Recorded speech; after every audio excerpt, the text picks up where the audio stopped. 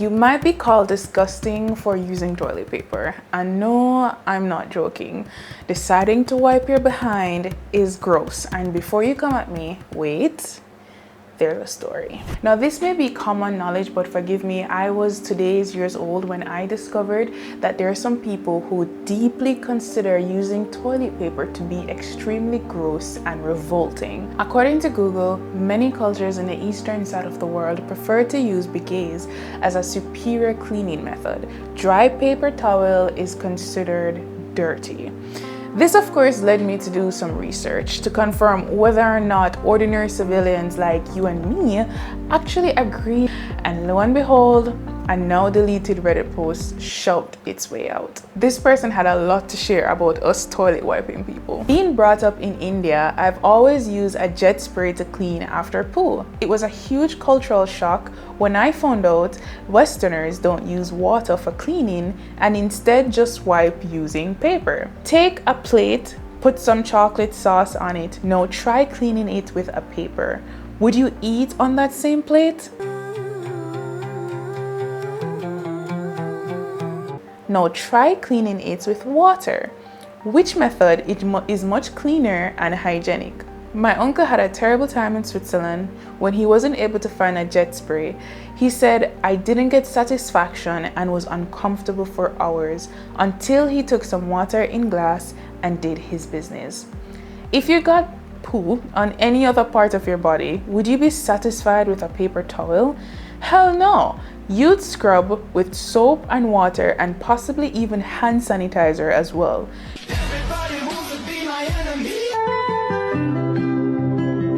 Just because your hoo-ha isn't exposed doesn't mean you should walk around with feces residue in your butt cheeks, especially on a hot day.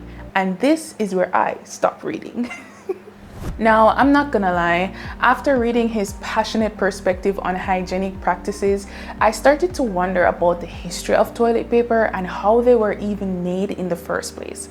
So here's a quick lowdown of all the ways our ancestors have wiped, at least according to history.com. Dating way before the mid-1800s, where toilet paper began to be mass-produced, seashells, animal furs, moss or leaves, pessori, a piece of ceramic, and sponges soaked in vinegar or salt all became intimate cleansing tools for our greatest grandpappies and mommies. More prominently, archaeologists found abundant evidence of the Romans utilizing sponges on a stick to perform their woo-ha cleansing after hot days of gladiator fighting and random acts of intercourse in the marketplace. Spartacus reference, anyone? No, seriously, this was a cultural thing. The Romans would wash the sponges off with vinegar or salt water and reuse them as needed. There is even this disturbing story about a gladiator who unalived himself by shoving one of these sponges down his throat to avoid fighting. The ceramic pieces were another common item uncovered by archaeologists, usually inside ruins of ancient Roman and Greek latrines. Some believe that the style of this stone influenced the bathroom design styles even up to this day, and honestly, I totally see it. Now, according to history.com, a painting has immortalized a 2,700-year-old drinking cup that shows a man squatting and making use of his stone. Honestly, this is both disgusting and creepy. I keep thinking it's part of some weird ancient Roman spell or something, because sadly I'm superstitious like that. Anyway, let's wipe this image away, get rid of the Romans, and head to China. In 1992, along the ancient Silk Road, which was mainly used for trading in northwest China, 7 bamboo sticks were discovered wrapped in cloth. Desperate to get rid of all that muck and grime, 7 Chinese people may have used these sticks to clean themselves. Archaeologists said the 2,000-year-old sticks were covered in what looked like human excrement, and after running microscopic tests, the feces contained a variety of parasites found usually in human intestines. Honestly, I don't know which is worse, trying to imagine their method of utilizing these sticks, analyzing 2,000-year-old poop, or learning about parasites living inside of our digestive system. Anyway, China has been recognized for being ahead of the paper-based cleansing solution, with evidence of hemp paper resting in the tomb of the 2nd century AD Emperor Wu Di. This type of paper was considered too rough for writing, but perfect for wiping.